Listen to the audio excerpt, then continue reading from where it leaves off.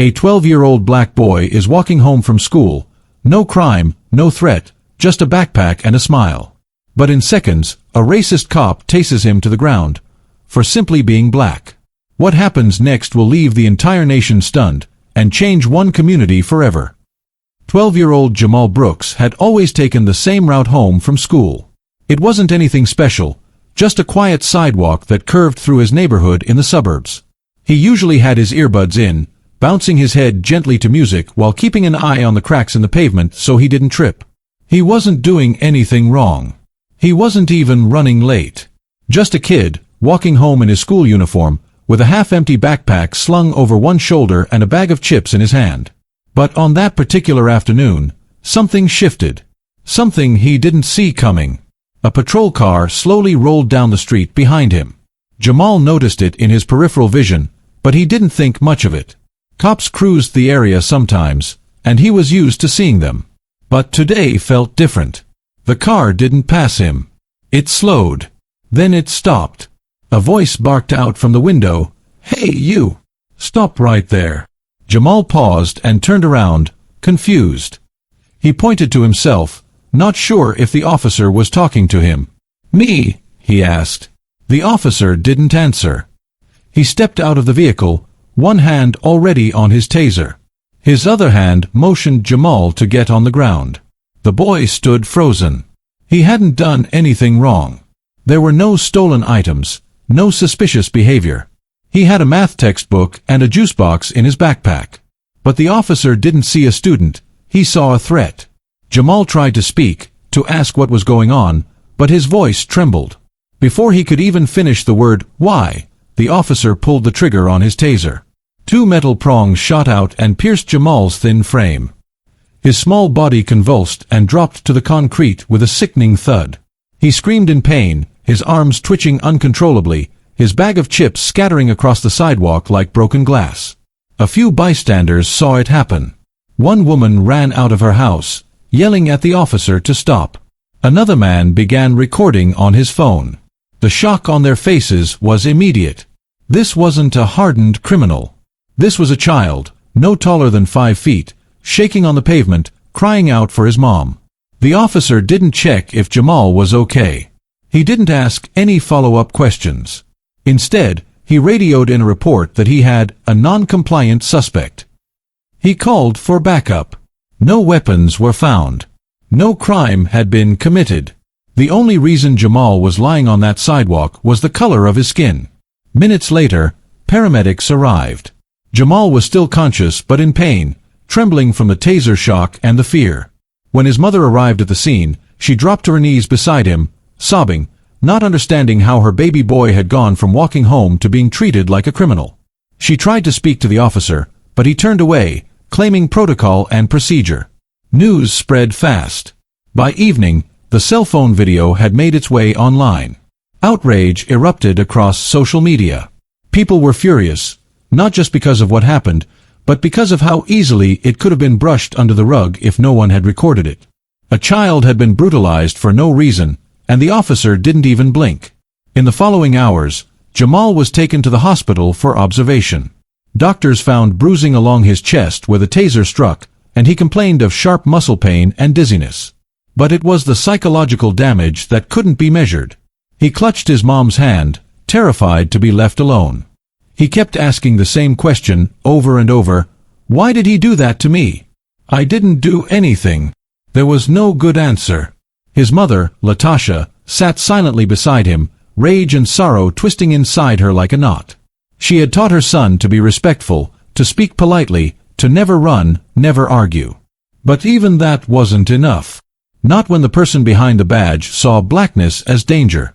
For Jamal, something had shifted permanently. He had once waved at police cars when they passed. He'd even written a school essay once about wanting to be a firefighter or a cop so he could help people. That innocence was shattered. Now, all he felt was fear. As the night wore on, the hospital room filled with family, friends, and community leaders. People were already talking about a protest, about calling the local news, about demanding justice. But for Jamal, all of it was a blur. He couldn't stop replaying the moment in his head, the sudden shout, the electric pain, The way the officer looked at him like he wasn't even human. That moment would stay with him forever. Not because of the physical pain, but because of the truth it revealed. For some people, the sight of a black child on a sidewalk was enough to trigger violence. And for Jamal, walking home would never feel safe again. By the next morning, the video had gone viral. Millions of people had watched the shocking footage, a uniformed officer shouting at a boy barely 5 feet tall, then deploying a taser with zero hesitation.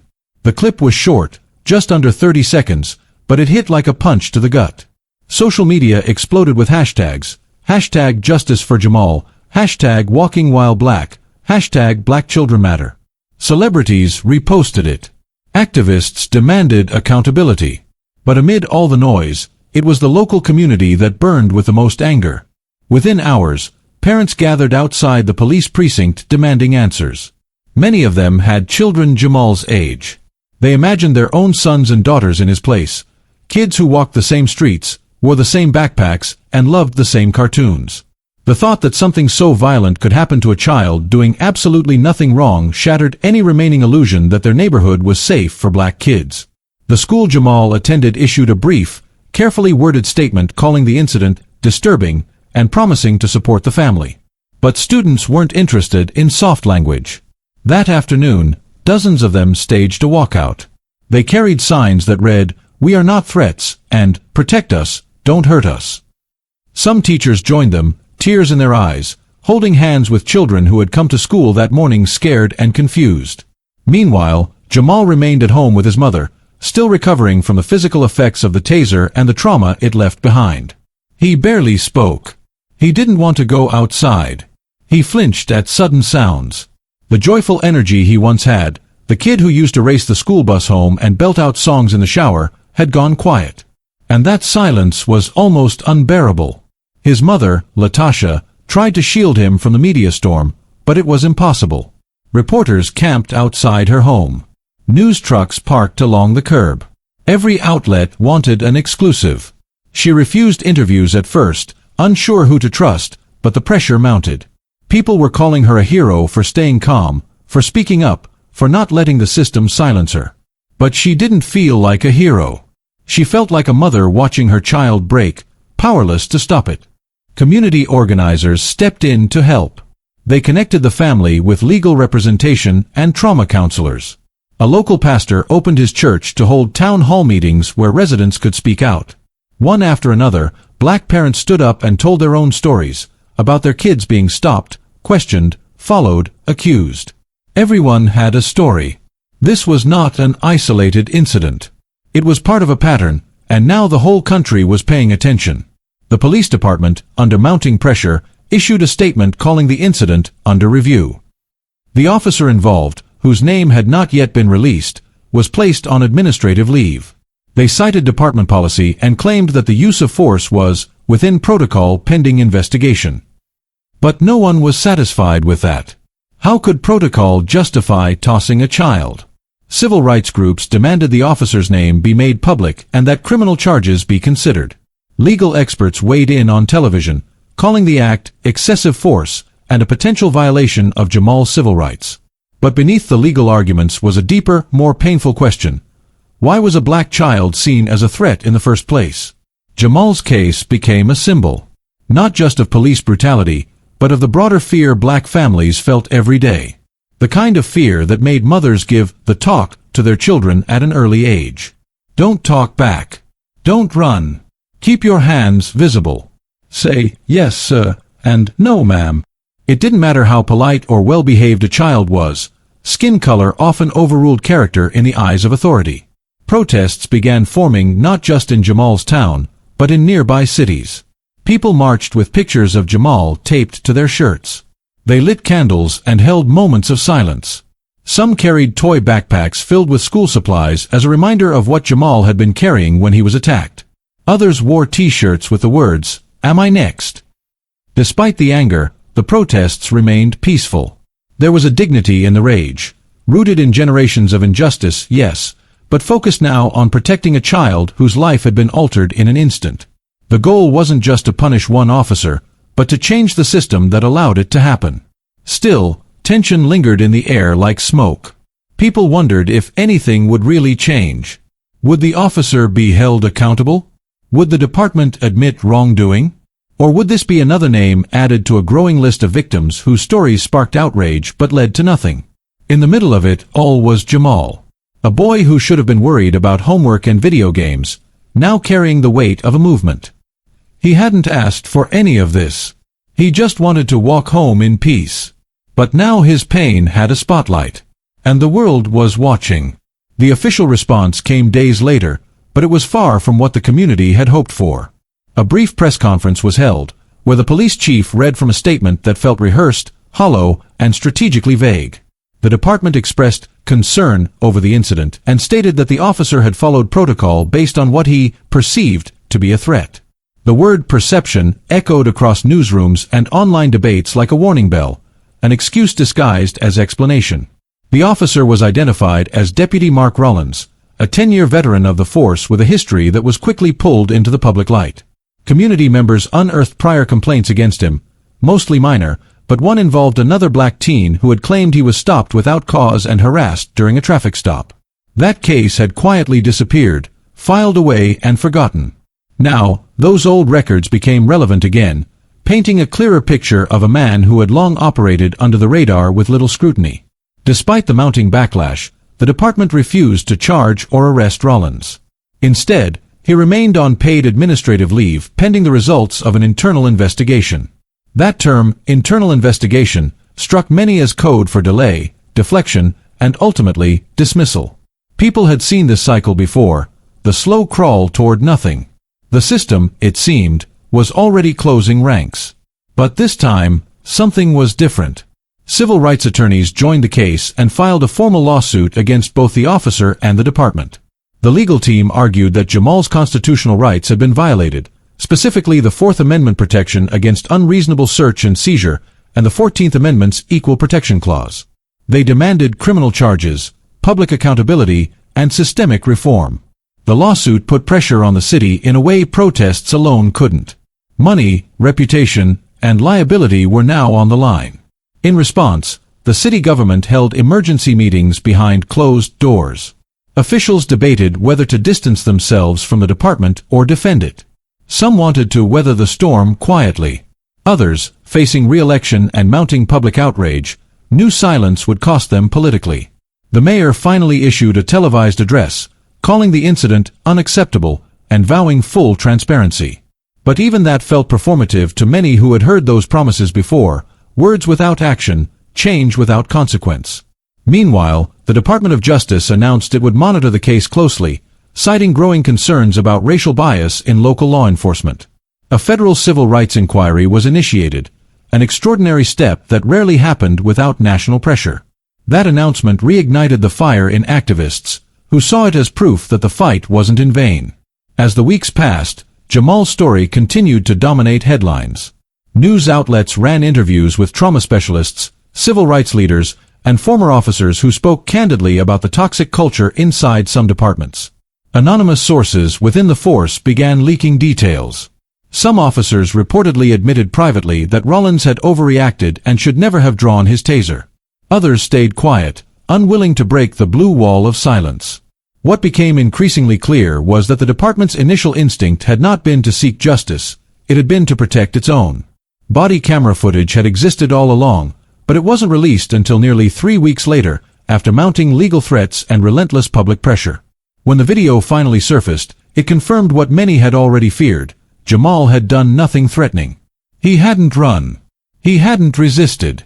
He was simply confused and scared. The footage showed him asking, "Me?" in a soft voice just before the officer fired the taser.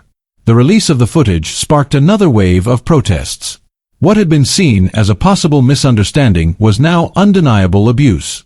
The footage didn't just indict one officer, it exposed a system that defaulted to defense instead of discipline, secrecy instead of transparency. In the midst of all this, Latasha continued to fight, not just for her son, but for every parent who feared that next time, it could be their child. She spoke at town halls and school board meetings, insisting that accountability must include more than one arrest. It had to include reform, new training protocols, independent oversight, body cam access, and community policing models that valued lives over power. Her words began to resonate. Local elections were coming up, and city leaders felt the shift. Public opinion was no longer a murmur, it was a roar. Yard signs popped up across neighborhoods calling for justice and reform. Petitions circulated demanding the resignation of top brass. The case became a rallying point not just for one family, but for a fractured community desperate to believe that justice wasn't reserved for the privileged. Still, many remained cautious. They had seen too many stories fade from the spotlight. Attention waned. Anger cooled. Investigations concluded quietly with no charges filed. But Jamal's case held strong, not just because of what had been done to him, but because of how many people refused to let it go. Whether the outcome would be justice or another quiet cover-up remained uncertain. But one thing was clear, a line had been crossed in plain daylight, and now the country was watching, not just for what would happen next, but for whether justice could exist for a child who never should have become a headline. The decision to move forward with criminal charges against Officer Mark Rollins did not come swiftly. It took relentless pressure, federal scrutiny, and the collective voice of an outraged public. When the district attorney finally announced that Rollins would be charged with felony child endangerment and assault under color of authority, the news sent shockwaves across the nation. For many, it marked a rare moment where the justice system didn't just acknowledge wrongdoing, it acted on it. But the road ahead was anything but simple. As the case moved to trial, the courtroom became a battleground not just for Jamal's justice, but for the larger question of whether a child's life held the same value under a badge. The defense argued that Rollins had followed departmental training and that his response, while unfortunate, was reasonable given the circumstances. They leaned heavily on the vague concept of officer fear, a phrase all too familiar in cases involving unarmed black victims. The prosecution, however, pushed back hard, emphasizing the officer's obligation to de-escalate, not dominate. They presented expert testimony, detailed breakdowns of the body cam footage, and evidence that Rollins had multiple non-lethal options he never considered. But what changed everything was Jamal's own voice. Though initially hesitant, Jamal eventually agreed to give a recorded statement for the court. With the help of a child therapist and legal advocates, he spoke about the fear that gripped him when he heard the officer's voice, the pain that shot through his body when the taser struck, and the nights he still woke up screaming. His words weren't just powerful, they were undeniable. He wasn't defiant. He wasn't aggressive. He was a child, terrified and confused, pleading for help. The statement was played during the trial, and the silence in the courtroom was said to be absolute. For the jury, it was the moment the case became more than policy, more than protocol, it became personal. They saw the humanity that had been stripped away in the initial police report. They heard the truth that couldn't be twisted by legal jargon or spin. Jamal had done nothing to justify what was done to him. And in that moment, it became clear, the badge had failed him. The verdict came after 3 days of deliberation. Officer Rollins was found guilty on both counts. The judge, in sentencing, spoke directly to the gravity of what had occurred. He described the act as not only a violation of law but a betrayal of public trust. Rollins was sentenced to 4 years in state prison, with an additional prohibition from ever serving in law enforcement again. For many, the sentence felt light compared to the trauma inflicted. But for the community, the conviction itself was a historic step forward. Still, the end of the trial did not mean the end of the fight. Jamal's civil lawsuit proceeded alongside criminal proceedings, and eventually, the city settled for a substantial sum. But no amount of money could undo what had been done. Instead, Latasha directed a portion of the settlement to create a non-profit organization focused on youth rights and police accountability. The foundation provided legal resources for families, mental health counseling for children affected by violence, and public education programs aimed at changing the culture of policing. Reform within the department also began to take root. The City Council passed new measures requiring independent investigations into all uses of force involving minors. Officers would now receive specialized training in de-escalation and child psychology.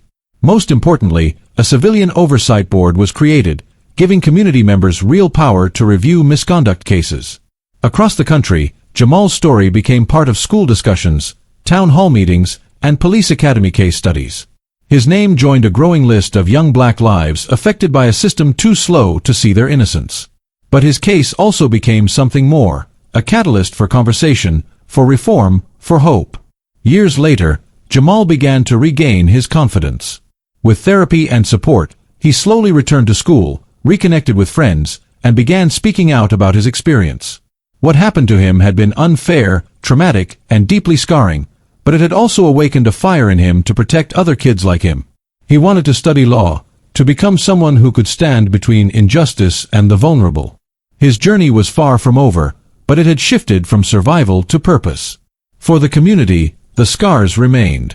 There was still fear, still hesitation, still work to be done. But Jamal's courage had proven that the system, while flawed, was not unchangeable. His voice had broken through the silence. His pain had demanded attention. His resilience had inspired action. And while one conviction could never undo centuries of harm, it could serve as a start. Jamal's story became more than just a headline, it became a reminder that black children deserve to walk home in peace. That badges come with responsibility, not immunity. And that even in a world that too often turns away, the truth, when spoken loudly and bravely enough, can still make people listen. If this story moved you, don't let it end here. Jamal's experience is not just one boy's trauma, it's a mirror reflecting a deeper issue in our society. Too many innocent lives have been harmed by a system that sees color before character, fear before fairness. But when communities speak up, when families stand strong, and when justice is demanded, not requested, change becomes possible. Let Jamal's voice be a reminder. Black children deserve safety, dignity, and the right to simply be kids. If you believe stories like his need to be heard, shared, and remembered, like this video, subscribe, and hit the notification bell. And most importantly, share this story. Let others know that silence is not an option, and awareness is the first step to justice. Thanks for watching. Stay informed, stay compassionate, and never stop fighting for what's right.